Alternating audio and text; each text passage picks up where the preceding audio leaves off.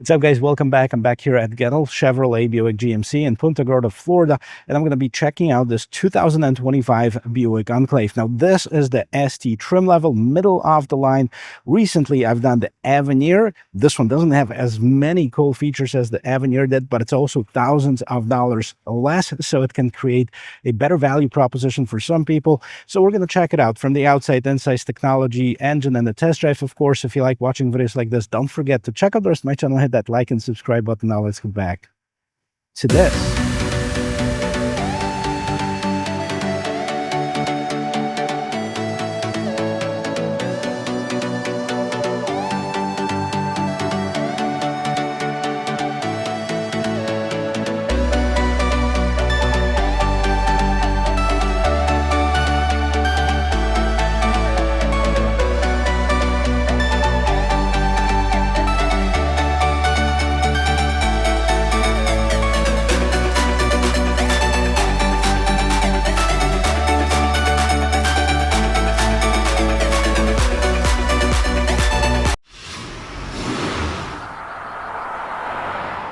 For this model year, Buick Enclave is available in 3 different trim levels: the Premier, ST, and the Avenir. Each of them can be had either with the front-wheel drive or all-wheel drive.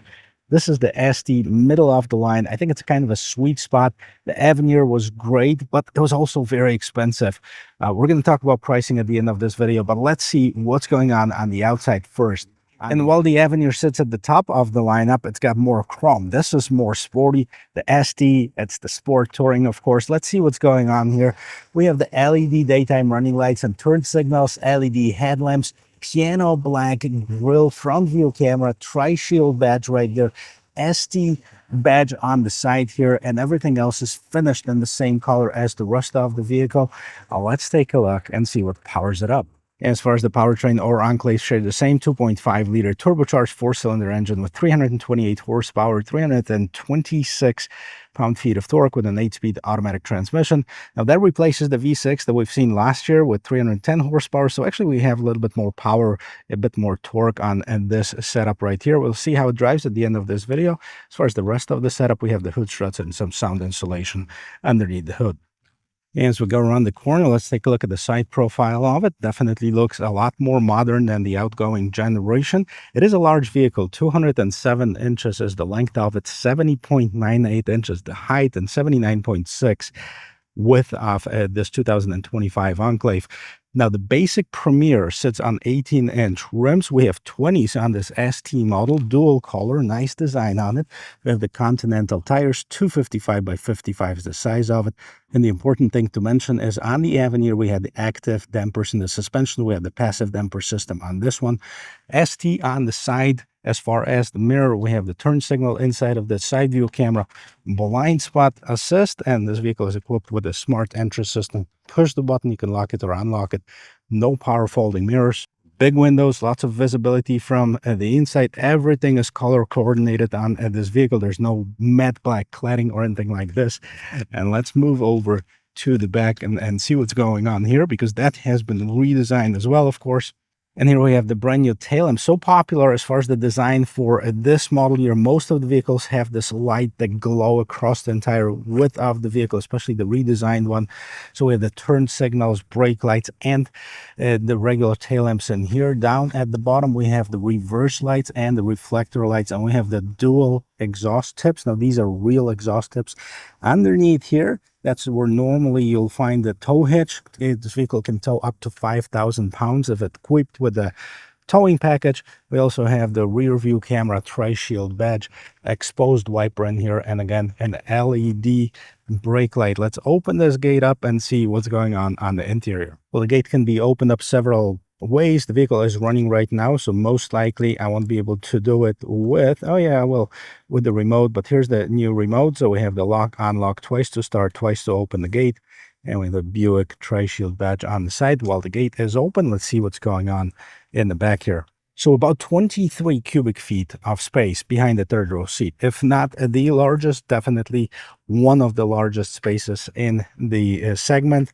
And now we have underneath here a bit more storage as far as whatever you can put to keep out of sight. Now, again, no power folding seats. And let's see if they're gonna fold down without us moving. Yeah, no.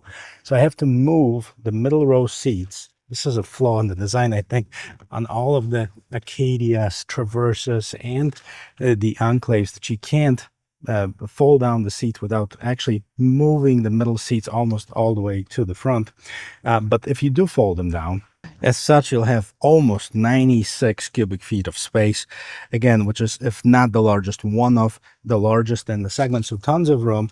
Let's see what's going on in the third row seat. As far as for passengers, you have USB Type-C charging cup holders.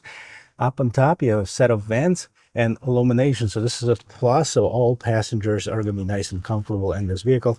Well, I'm not sure if they're going to be comfortable. I'm definitely going to check it out getting into this third row seat. How do we get into the third row seats? There is a lever right on top. Move the seat out of the way. There's tons of room to get in, so let's do it. And here I am in the third row seat. If you look at this, I have about 2 inches above my head, so plenty of headroom. I'm almost 6 feet tall, 5'11". I have nice air conditioning. The vents are blowing at me. Nice and comfortable. Plenty of shoulder room. Now, this is for 2 people. I'm talking 2 people. The third person, if it's an adult, if it's a full-size adult, probably won't be able to fit in here. But let's see, as far as the knee room, see what we have. And check it out, guys. I'm not sure if you can see it, but this middle seat is moved all the way back. Now, if I move it like this, there's no way that anybody would be able to fit in there unless maybe a small child. So let's see what we can do and see how we're going to be comfortable. All right, I'm going to move this seat as such. Okay.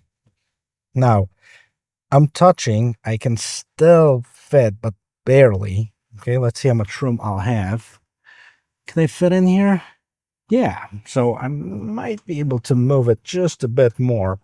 All right, see, this would be comfortable position. Okay, not touching. And yeah, well, let me do this. Let me sit there without moving the seat, and I'm going to show you how much room I'll have. And let's check this out. Okay, I haven't moved the seat. Barely. Well, we can make it work. Maybe move it maybe about half an inch or so, and I'll feel comfortable. Person in the back won't be squished. So yeah, it's doable, but mostly for kids as far as the third row seat. However, if you move this seat all the way back, if there's nobody behind you, you definitely have tons of room, headroom, shoulder room, knee room, the whole 9 yards. Let me show you the rest of this interior. And here we're going to start with this rear door panel, where you find a lot of soft materials, including this top portion right here, simulated carbon fiber. You have this polished aluminum trim, and of course you have the window control and then your door handle. Now, I'm not sure if it's in the back too, but in the front you have some ambient lighting that's peeking through. We have a Bose stereo system. Now, this one has 12 speakers. The Avenir had 16 speakers, so a lot more powerful on the Avenir. As far as the seats, this is a leatherette. This is this man-made leather. On the Avenir we had the real quilted leather, of course. So ST embroidered inside of here. We have some perforations, some solid, some tubing on the side. Really good looking materials as far as the seats. And this is the captain chairs configuration. There's a reason why I have this open. Now, some of the SUVs that I've tested had this ending about here, the armrest, right? Which was not very comfortable. This actually has a nice, decent size armrest, so it makes a lot of difference. Now, both seats, driver and passenger, have seat back storage. Inside of this console right here, we have your controls for the air conditioning and heat. Okay, there's no 112 or 120 volt outlet, but you have the 2 USB Type-C ports, so that's another difference between this and the Avenir. Now, of course, if you're looking for the vents, they're actually up on top right here. No panoramic sunroof, yet another difference between this and the Avenir. And let's see what's going on in the front. Before we get in, let's listen to the sound of the closing door. Boom, nice and solid. Now, for those of you who like to hear it from the inside, chillax, we're going to do it as well. And let's see, same setup as in the back, with the addition, of course, of the lock, unlock, window mirror, lock controls. You have the gate opening, another Bose speaker down here, ST on the door sill, power seats.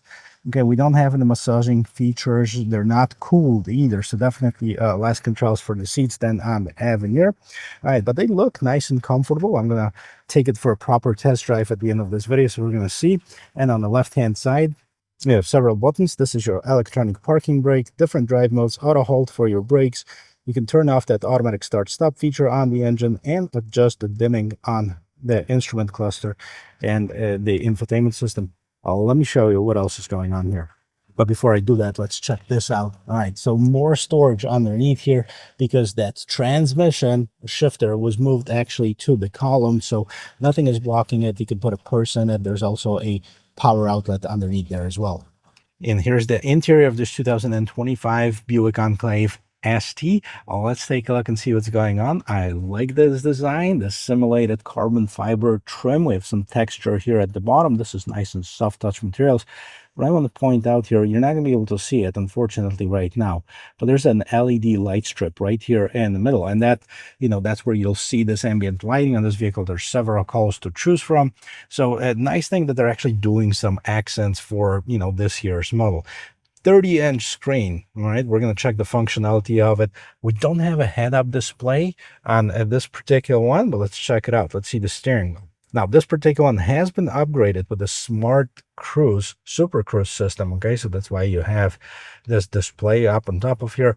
Unfortunately, the roads around these dealerships are not mapped out yet, so you'd have to go on the expressway, and I don't have time to do that, or this is not my vehicle either. So, but this one has the Super Cruise, and as far as the rest of the steering wheel, on the left-hand side, we have the cruise control settings, we have the Super Cruise settings, the front collision warning, and then we have the Tri-Shield badge. On the other side, we have the up and down buttons to see what's going on, to check what's going on as far as the instrument cluster, heated steering wheel, different media sources, and then, of course, we have the different screens that you can choose in the instrument cluster. As you can see, I pressed that and that changes. So let's take a look at this instrument cluster. It's all digital, of course. Okay, so we can put a navigation inside of here. We can do this minimized one with the adaptive cruise control in the middle.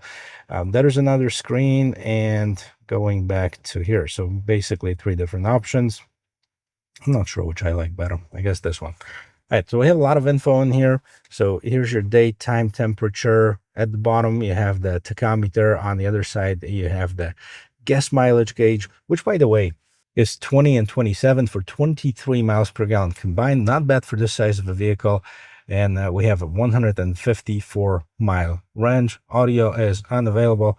And let's see what else we have. So right now, 80s on 8, classic rewind. Actually, this Bose stereo sounds pretty good. Unfortunately, I can't really test it out for you due to YouTube copyright policies.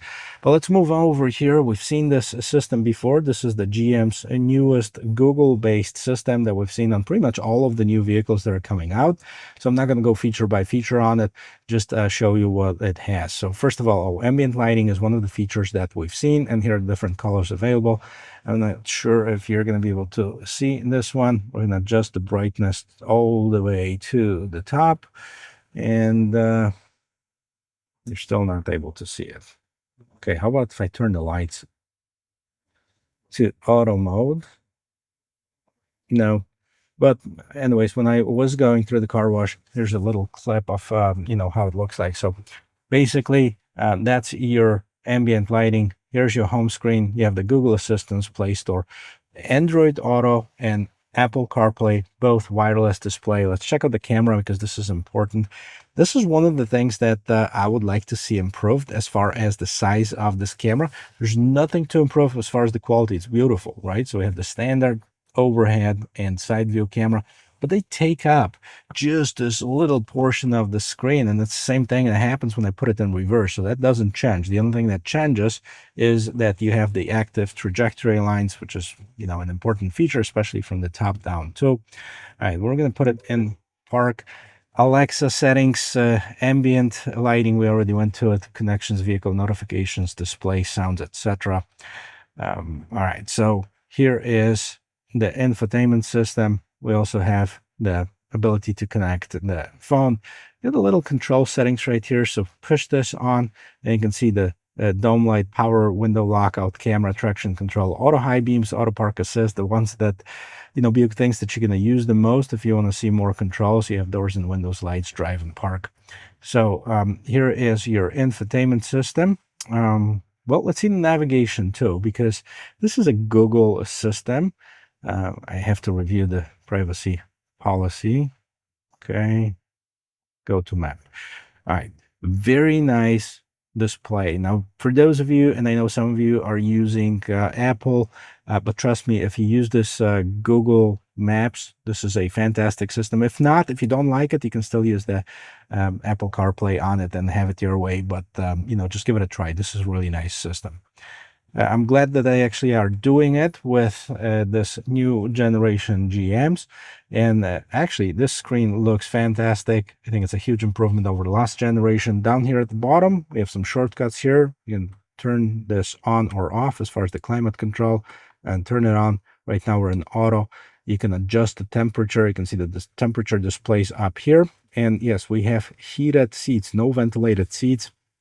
That was another feature that we've seen on the Avenir that we don't see on this. I believe you can option it up with that though. Vents, you have another USB Type-C, USB Type-A, charging, wireless charging, volume and power knob, bit of storage for I really don't know what. If decent size cup holders, and right underneath here, look how deep it is. You can put a lot of stuff inside of here. It is illuminated. There's a little light underneath here. Up on top, regular mirror, tiny one, right? We're back to the GM tiny mirrors, and this one is not a digital mirror. So if you have people in the back, they're just going to be obstructed, most likely. But right now, this is not bad. Now, we had the digital mirror on the Avenir, and up on top, you have the OnStar SOS. Here's your hazard lights, and here's your sunglasses holder. No sunroof on it, but we have illuminated mirrors on both sides. And this is the interior of this 2025 Buick Enclave ST. Well, let's talk about pricing and take it for a spin. I'm pretty sure that you're curious of how much this vehicle costs. This particular one that I'm sitting in right now, equipped as such, is $52,545. Now, that includes the Super Cruise and destination charge, but it starts. The Enclave starts at preferred trim level, front-wheel drive, starts at $46,395. The Sport Touring, $48,795. We're talking about front-wheel drive. And the Avenir front-wheel drive, $59,395. If you switch it to a all-wheel drive, and let's take a look as far as the results. The preferred goes to $48,395. Sport Touring goes to $50,795, and the Avenir $61,395. So this one is $52,000. The Avenir that I've done before was about $63,000. About $10,000 difference between this and the one that I've tested before. Now, of course, you're not getting as many features, right? You're not getting the panoramic moonroof, the ventilated seats, the big wheels, the adaptive suspension, but you're getting a tons of features with this one. And I think this might be a sweet spot for a lot of people because the powertrain is the same. You basically have the same performance out of it as you'll get on the Avenir. And we're going to check this out. Remember, the other one I wasn't able to take on the proper test drive. Oh, and here I promised one of my viewers that I will do a sound check from the inside of the vehicle. So let's stop here, open the door. Boom. Sounds just like from the outside. Pretty solid. And let's take it for a quick spin, starting in this parking lot, because I want to check out the turning ratio. The 207 inches is the length of this vehicle, so it is a long, right? It's a long vehicle. Turn the steering wheel all the way to the left, and now we have very nice.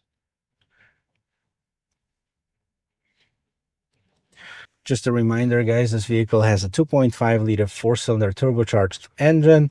All right, let's see the acceleration.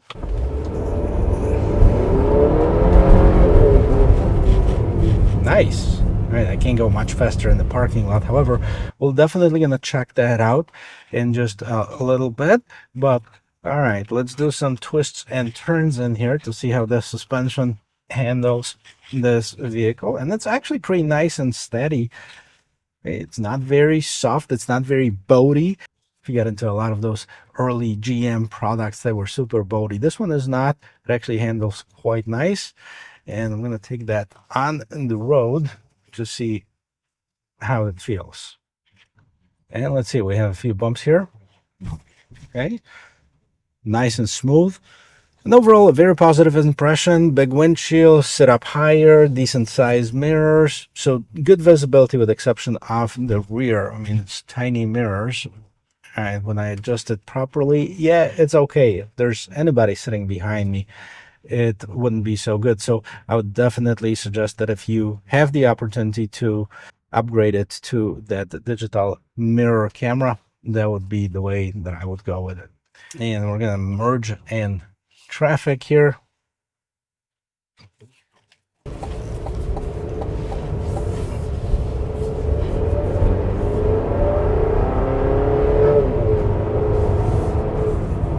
And it's not very quiet, so I have to complain about that. You can definitely hear that engine working.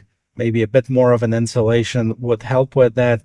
I didn't feel that on the Avenir, but then again, I didn't take the Avenir on the proper test drive because, if you remember, I was in the transport mode.